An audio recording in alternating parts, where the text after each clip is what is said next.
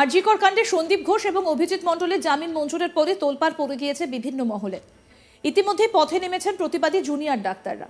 এবার জুনিয়রদের পাশে দাঁড়াচ্ছেন সিনিয়ররাও। আগামী 17 ডিসেম্বর থেকে টানা 9 দিন অবস্থানে বসবেন জয়েন্ট প্ল্যাটফর্ম অফ ডক্টরসের সদস্যরা। আরজি করে তরুণী চিকিৎসককে খুনের মামলায় সিবিআই 90 দিনের মধ্যে চার্জশিট দিতে পারেনি, যার জেরে জামিন পেয়ে গিয়েছেন আরজি করের প্রাক্তন অধ্যক্ষ সন্দীপ ঘোষ এবং অভিজিৎ মণ্ডল। তবে অন্য মামলা থাকায় অবশ্য এখনো জেলেই রয়েছেন সন্দীপ। অন্যদিকে জেল মুক্তি ঘটেছে অভিজিতের। মূলত সিবিআই এর এই চার্জশিট দিতে না পারার প্রতিবাদেই কলকাতার ডরিনা ক্রসিংয়ে অবস্থানে বসতে চলেছেন সিনিয়র ডাক্তাররা। এক্ষেত্রে দুদফা দাবি রয়েছে সিনিয়র চিকিৎসকদের। তাদের প্রথম দাবি, অবিলম্বে সিবিআইকে চার্জশিট জমা দিতে হবে, যাতে বিচার পেতে আর কোনো বিঘ্ন না ঘটে। আর দ্বিতীয় দাবি হিসেবে সিনিয়র চিকিৎসকেরা জানিয়েছেন, অন্যতম মূল অভিযুক্ত সন্দীপ ঘোষের বিরুদ্ধে আদালতে চার্জশিট পেশ করার ক্ষেত্রে সিবিআইকে যেন কোনো বাধার মুখে পড়তে না হয়। এই মর্মে রবিবার কলকাতার পুলিশ কমিশনার মনোজ ভার্মাকে একটা চিঠিও দিয়েছে জয়েন্ট প্ল্যাটফর্ম অফ ডক্টরস।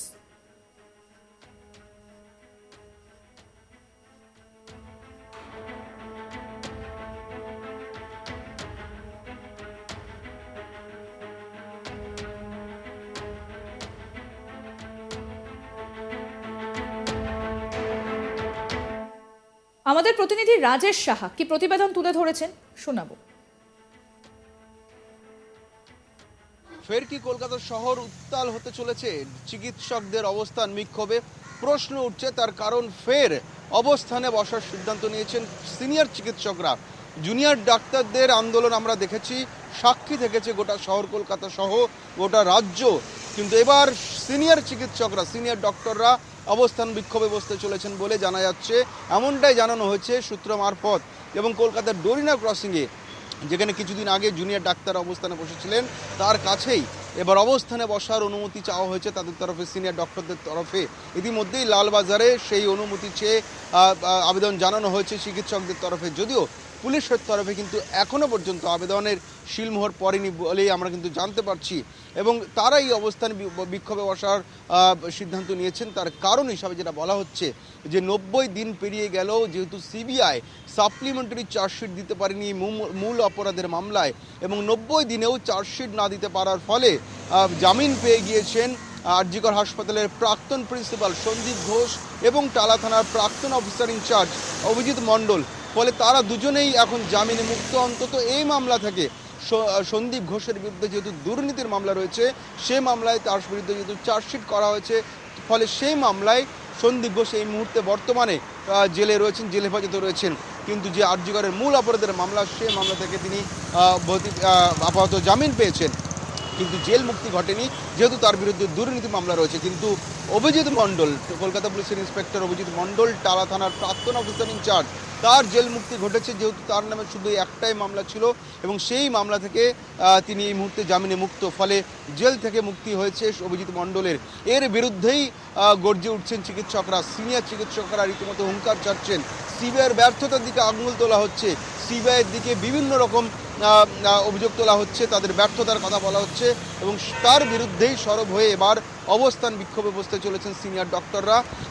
আগামীকাল থেকে 17 ডিসেম্বর থেকে এই অবস্থান করা হবে ধর্মতলা ডরিনা ক্রসিংয়ের কাছে, এবং আগামী 9 দিন এই অবস্থান চলবে বলে জানা যাচ্ছে। বড়দিন ক্রিসমাস ফের সিনিয়র চিকিৎসকদের কাটতে পারে ধর্মতলার রাস্তাতে, এমনটাই মনে করা হচ্ছে।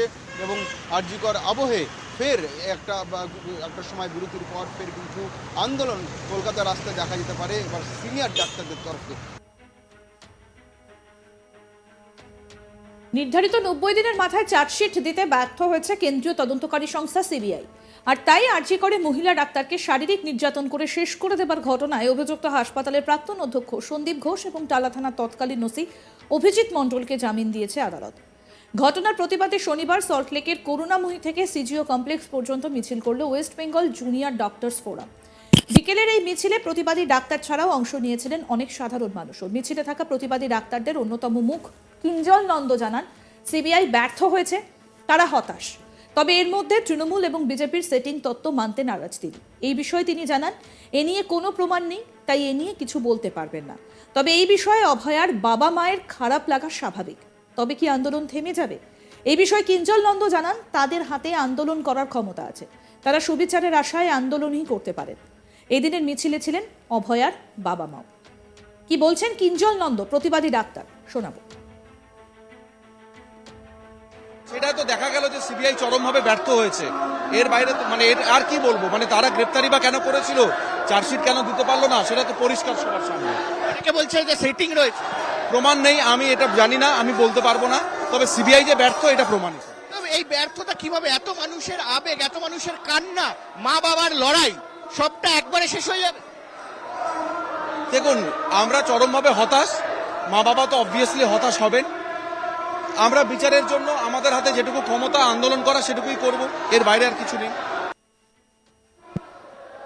প্রসঙ্গত বলি, আরজিকর কাণ্ডে জামিন হয়েছে সন্দীপ ঘোষ এবং অভিজিৎ মণ্ডলের। অভয়া কাণ্ডে মাত্র 2000 টাকার জামিন মঞ্জুর হয়েছে সন্দীপ ঘোষের। মূলত অনেকদিন আগেই এই মামলায় চার্জশিট পেশ করেছিল সিবিআই।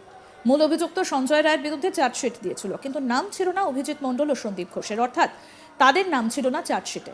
কিন্তু সিবিআই উল্লেখ করেছিল তাদের বিরুদ্ধে তদন্ত চলছে, ভবিষ্যতে তারা সাপ্লিমেন্টারি চার্জশিট পেশ করতে পারে। কিন্তু 90 দিন কাটার পরেও চার্জশিট দিতে পারলো না, এটা সিবিআই এর ব্যর্থতা।